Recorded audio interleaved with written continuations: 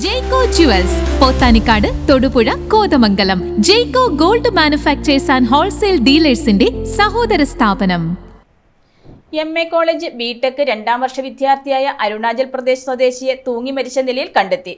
ഉയർന്ന credit score ഇല്ലാത്തതിനാൽ year out ആകുമെന്ന് ഭയന്നാണ് വിദ്യാർത്ഥി ജീവനൊടുക്കിയതെന്ന് വിദ്യാർത്ഥികൾ.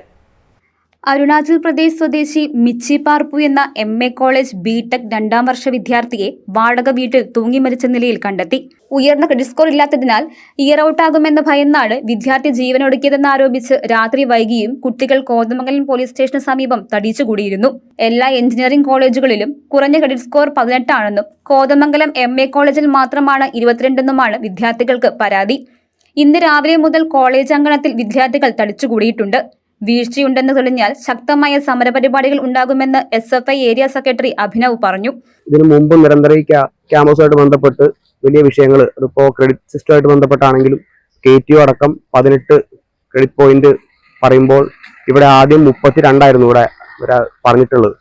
ആ മാനദണ്ഡം 32 എന്നുള്ളത് ഇവിടുത്തെ വിദ്യാർത്ഥികളടക്കം ഇടപെട്ടിട്ട് അത് 32 എന്നുള്ള 22 ചുരുക്കുന്ന സ്ഥിതി ഉണ്ടായിട്ടുണ്ട്. അപ്പോഴും 18 എന്നുള്ളത് ഇവിടെ KTU നടത്തിപ്പോകുന്ന രീതി ഉണ്ടായിരുന്നു.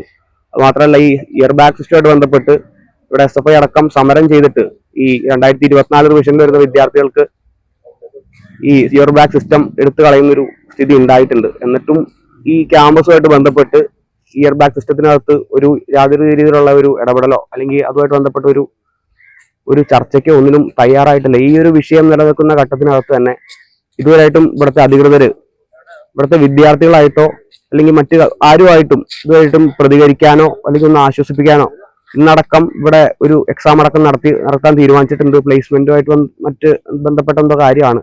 അതിന്റെ കാര്യങ്ങളടക്കം നമ്മൾ ചർച്ച ചെയ്യാൻ വേണ്ടി വിളിച്ചിട്ടുണ്ടായി.